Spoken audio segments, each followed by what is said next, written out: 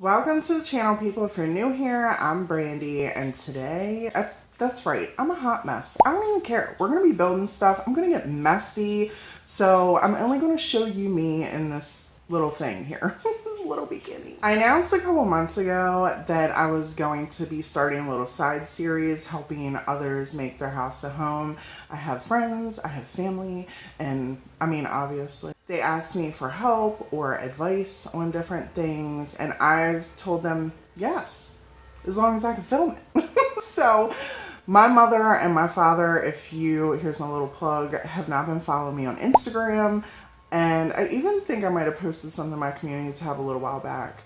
They were having one of their smaller bedrooms on the first floor turn into a laundry room. And this thing is magnificent. We're about to head over there in just a minute. If you didn't watch my live that I did with Indie Annie Jones last week, this is, well, I kind of cheated and did this beforehand, but this is my stain art. This is something that I mess with and do different stuff with. I've had some subscribers over the past couple months say that they would love to see how I do this, and I'm going to show you how to do that. My mother wants me to do that on the back of these boards, so mama gets what mama wants. But here's why I'm so thrilled about this video. We're not just going to be doing any kind of laundry room signs. We're building them from scratch. We're going to be putting some frames on, I think 2 different ones. You're not going to believe how cheap the supplies are. Let's head over to my parents.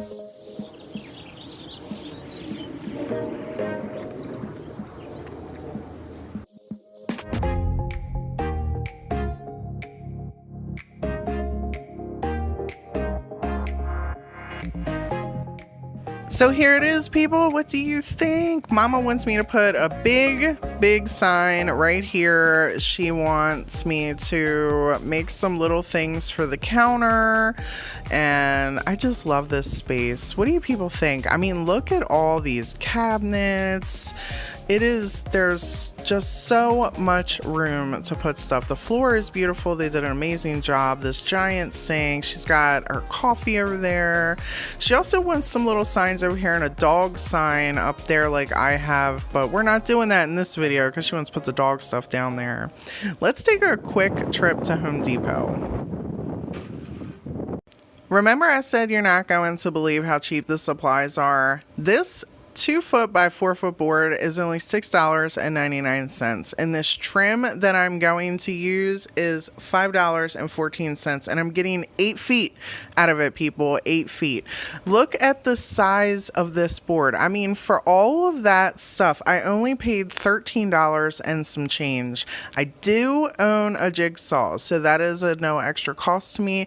That's what I'm going to use here. You can also use a table saw for this if you have one, but I don't, so I'm going to use the jigsaw. And make sure you have proper blades for the jigsaw, because depending on the blade, you can get a messy cut. I've had that happen to me before. Before y'all go just cutting everything everywhere, make sure you measure your areas. My mom wanted a 24-inch by 19-inch sign for that large one on the wall, which is by far the biggest sign I've ever made.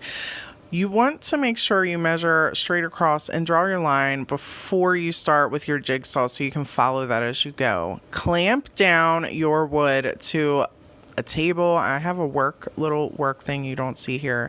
And make sure your settings are all correct on your jigsaw. This is set to wood, and here's an example of fast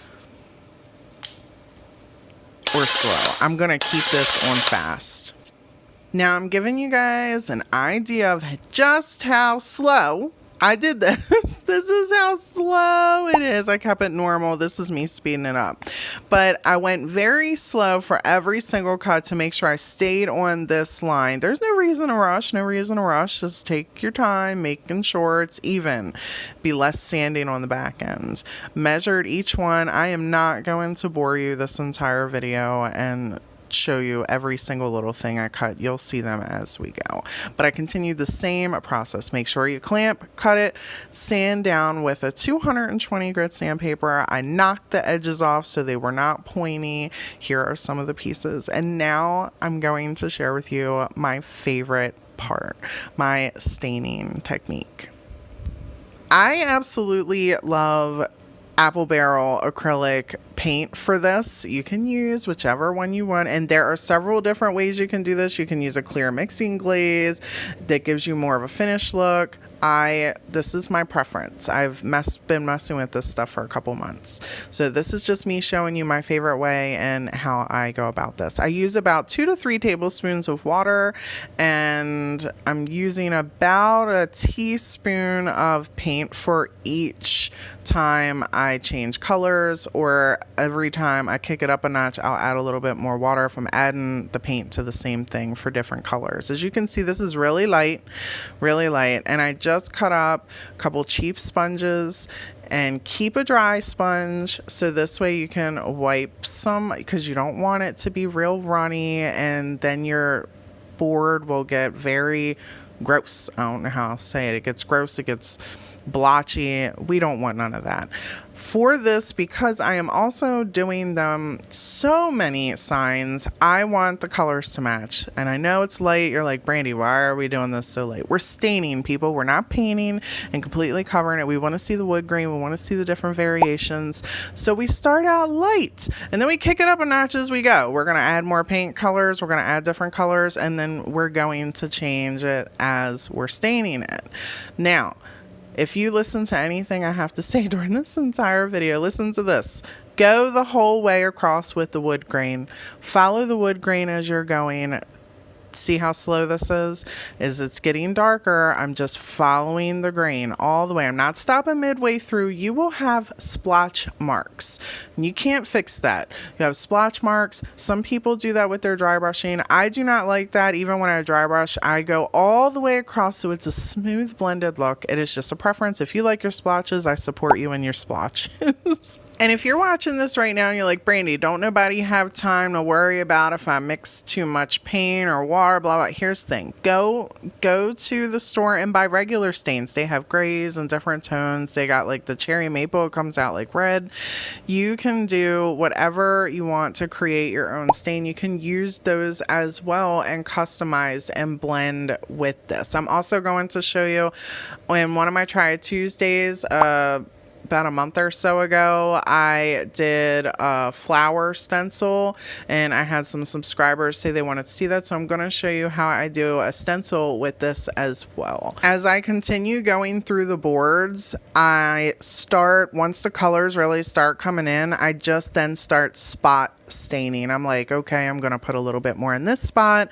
I'm going to put a little bit more in this spot, and then would use my dry brush to kind of blend it, smear it as I went. So they just kind of really started, see how everything just kind of looks all smooth together. I really love the dry brush. It really helps. We're going to let these dry, but real quick, I do want to show you the giant board. Look at this. It is stunning. It's one of my favorite pieces I have made with my stain art. Might be hard to tell in this video, but this is actually a very, very pale baby blue color. I did my little stain on this. I just took some sponge and I put it on there. I let it dry, and this stencil is one I picked up from Walmart. When you're doing this, you're going to use the same, I'm using the same colors that we did our little smearing with the sponge, and I am taking a paintbrush, making sure the paintbrushes are very dry, continuing to dab them throughout the whole process. And this is tedious, so if this is not your jam, you're going to be like, Brandy, I'm just going to paint it. Okay, go ahead, paint it. Nothing wrong with that. I really like the way that the wood grain show through stuff like this. It is completely a preference, and it's just a different way to be crafty. You want to do something different? This is for you. When I am finished, I like to take a little bit of paint on a dotting pen and highlight certain edges, and then I'll take the paintbrush and just smear that into the areas so it looks different, gives it kind of some volume. And to finish this off, I wanted it to look like an old piece of tile, and I took a little bit of the stain and just rubbed the edges and went back with a little bit of light blue highlight inside of some of these little stencil pieces. I did want to show you guys something. Don't tell my mom I did this. I'm going to cover it with vinyl. You won't see it. But I did do this on purpose and sand this the opposite way so you could see the actual scratch marks in the grain. Now see this one? This one's all smooth. You want to make sure that whenever you're sanding your wood, you're doing it with the grain or it will have yucky scratches in it. Now anytime I let these dry, I always go over it before I put my finish on there. I go over it with a 220 grit sandpaper just to smooth down the paint and any raised wood. I'm using Dixie Belle for my sealer and I sealed all of them. I'm going to let it dry. While they're drying, let's do a Dollar Tree craft. You're going to take this little house, we're making a little coin box, put some painter's tape in there, spray painted it white, obviously white, right? Then take your painter's tape off, take you some Hobby Lobby paper or whatever type of decorative paper you want, cut it to size, glue it in the back there. You guys like my magic tricks, don't you? Look at all this editing. Anyhow, sorry. Oh man. And then we're going to just use a glass scraper and scrape this stuff off. This actually was a lot tougher than I expected it to be. It was easier to get the spray paint off that had got in there than it was to get that and just put it back together. And that's going to be it for this cute little addition for my mom's counter. So now that everything's dry, we are going to want to cut our trim. And here's a miter box. This is an example of something you can use to cut your trims. You want to make sure they're on 45-degree angle. And just as me just giving you an idea, showing you exactly what this looks like. And you'll have, every time you cut your corner, you're going to have it match. I'm not even going to perpetrate on y'all. I quit on that miter box and moved on to my miter saw. I had to. There's too many cuts. It's too much. But if you got the stamina for it, you miter box it out. You miter box it out. Then I took some caulking and put around the edges just to blend everything together. You can go over this with some paint to make it look more finished if you would like. After getting all that trim on, I was out of my favorite Gorilla Glue gel. So I'm using my backup E6000 to attach this rope, and I'm then going to come in with a staple gun. So I know this is not going to come apart on my mom whatsoever as she's using it. Here is another way you can hang your signs. We're going to just use a drill bit to put 2 little holes, and you can put some jute twine. Gotta clean up, gotta clean up.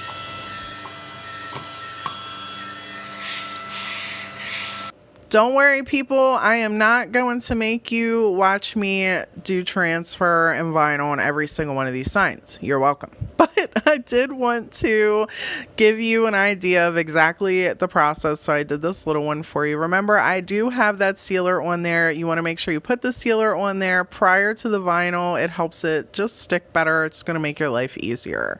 And isn't that what I'm here for? Helping you guys make your lives easier through my struggles.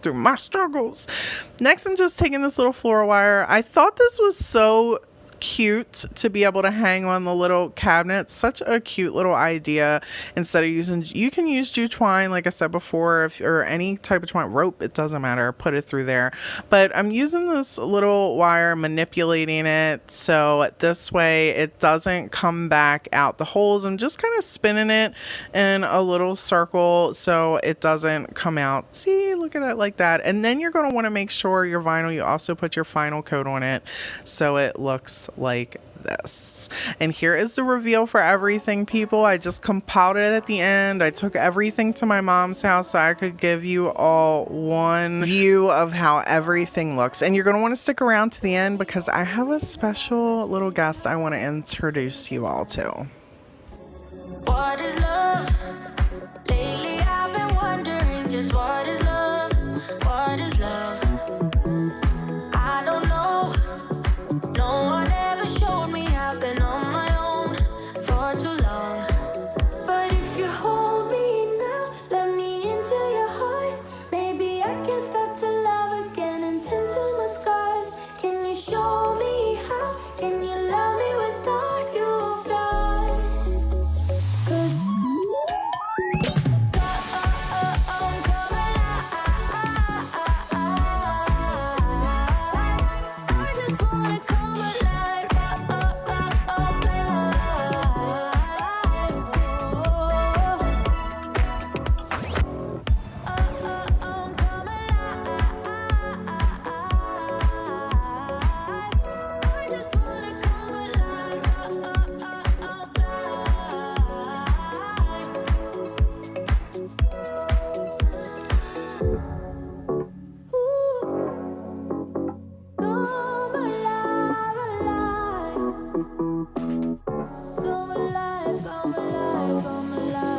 Thank you all so much for hanging out with me today, people. I appreciate you so much. Let me know in the comments below what you think of everything. Is blue your color? What colors would you like to see? Is this something you would like me to continue to share with you?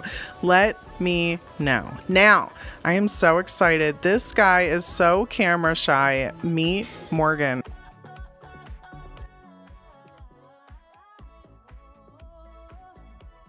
There you go. Good boy. Say hello. Yeah, good boy. Yeah, sit down. Say hi, my name is Morgan. Sit down. Yeah, sit down. And I'm just a year old. I'm a big boy. There you go.